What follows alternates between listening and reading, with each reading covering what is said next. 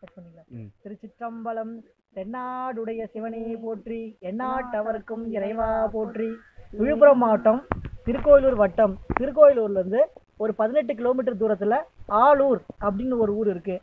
அந்த கிராமத்தினுடைய வயல் பகுதியில் சுவாமி வெட்ட வெளியில் இருக்கிறாரு. அதாவது இப்போ பழமையான சிவாலயமாக இருந்து சிதிலம் அடைஞ்சு போயிருக்கு. அந்த ஆலயத்தை இப்போ தரிசனம் பண்ண இருக்கீங்க.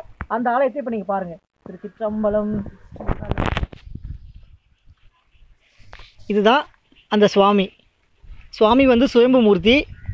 கிட்டத்தட்ட ஒரு 300-400 வருடங்களுக்கு பழமையான சுவாமி. சுவாமி வந்து இங்கே பூமிக்குள்ளேயே வந்துருந்துருக்காரு. அதாவது நம்ம செடி செட்டுலாம் முளைஞ்சி ஃபுல்லாகவே கோயிலுன்றது தெரியாத அளவுக்கு இருந்துச்சு. அதுக்கப்புறம் தான் இப்போ தான் கொஞ்சம் கொஞ்சமாக தெரிய ஆரம்பித்து இந்த ஊரில் இருக்கிற அடியார்கள் கொஞ்சம் சாமிக்கு தினமும் வழிபாடு பண்ண ஆரம்பிச்சிருக்காங்க. அதனுடைய இதான் இது சுவாமி. சுவாமியுடைய திருப்பேர் என்னன்னு தெரில, ஆனால் சாமி சுவாமி மூர்த்தியாக இருக்கிறாரு. என்னென்ன பார்த்தீங்கன்னா நந்தீஸ்வர பெருமான்.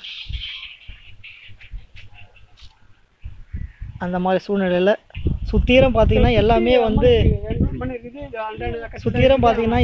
வந்து வெட்ட வெளி தான். எல்லாமே அந்த செடி செட்டி அந்த புதாருக்கு இடையில தான் சாமி இருக்கிறாரு.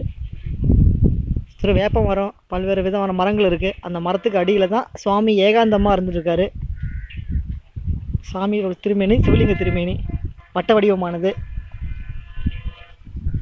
இது பார்த்திங்கன்னா திருக்கோயிலூர்லேருந்து ஒரு 18 கிலோமீட்ரு அப்படின்ற தூரத்தில் ஆலூர் அப்படின்ற கிராமம். அந்த கிராமத்தில் தான் அங்கே சாமி இருக்கார். ஒரு சில அடியார்கள் மட்டும்தான் வந்து தினமும் வந்து சாமிக்கு காலையில் கிட்டத்தட்ட பார்த்திங்கன்னா இப்போ ஒரு 10-15 நாளாக தினமும் சாமிக்கு அபிஷேகம் நடந்து வழிபாடு பண்ணிகிட்ருக்காங்க. சுவாமியே தெரியாத அளவுக்கு மண்ணெலாம் மூடி செடியெலாம் வளர்ந்து இங்கே கோயிலுன்றது இருக்கிறதே தெரியாத இருந்துச்சு. அதுக்கப்புறம் தான் இப்போ கொஞ்சம் கொஞ்சமாக தெரிய ஆரம்பிச்சு அந்த சாமி வழிபாடு பண்ணுறாங்க. கற்கள்லாம் நிறையா அங்கே இருக்குது. எல்லாமே வந்து கோயில் இடிஞ்ச சூழ்நிலை இருக்குது. அந்த மாதிரி சூழ்நிலையில் தான் இருக்குது. இங்கே பாருங்கள், இதெல்லாம் வந்து பெரிய பெரிய கல். இங்கெல்லாம் வந்து சுவாமி பெரிய ஆலயமாக இருந்துருக்குது. இந்த தூண்லாம் பார்த்திங்கன்னா இங்கெல்லாம் அந்த விமானம், பிரகாரம், மண்டபம் எல்லாமே இருந்திருக்குது. ஆனால் இயற்கை சீற்றத்தாலேயோ என்னென்னு தெரியல, எல்லாமே சிதிலம் அடைஞ்சு போச்சு. சுவாமி மட்டும்தான் இருக்கார். அந்த மாதிரி சூழ்நிலை.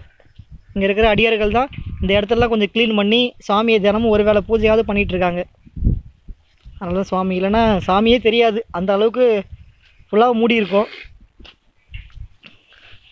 சுவாமிக்கு பயங்கரமான பவர் இருக்குது. ஏன்னா அடியார்கள் வந்து தரிசனம் பண்ணுறதுன்னு நினச்சோன்னு கேட்குறது எல்லாமே சாமி கொடுக்குறாரு.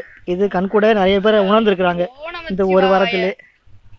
அதனால் இந்த வீடியோ பார்க்குறங்க எல்லாமே வந்து சுவாமி தரிசனம் பண்ணணும், இந்த சுவாமியுடைய திருவருள் பெறணும். சுவாமி வெட்ட வெளியில் ஏகாந்தமாக இருக்கிறாரு. சுயம்பு திருமேனி தான். அதனால் அடியார் பெருமக்கள் இந்த வீடியோவை பார்த்துட்டு எல்லாருமே வந்து இந்த சுவாமியை தரிசனம் பண்ணணும், இந்த சுவாமியுடைய திருவருள் பெறணும். அப்படின்னு பார்த்தீங்கன்னா திருக்கோயிலூர்லேருந்து ஒரு 18 கிலோமீட்டர் தான் இருக்குது. அதனால் அனைவரும் வாங்க, சுவாமி தரிசனம் பண்ணுங்க. ஏன்னா பெரிய பெரிய ஆலயத்தெல்லாம் போய் வழிபாடு பண்ணுறது, அதை விட பஞ்சபூதங்களும் சாமி வழிபாடு பண்ணுது. அதாவது நிலம், நீர், காற்று, ஆகாயம் எல்லாமே இது பண்ணுறது. அது மாதிரி ஓப்பனில் சாமி இருக்கிறதால இந்த சுவாமியை தரிசனம் பண்ணுறது. பஞ்சபூதங்களும் வழிபட்ட சுவாமி இவர்.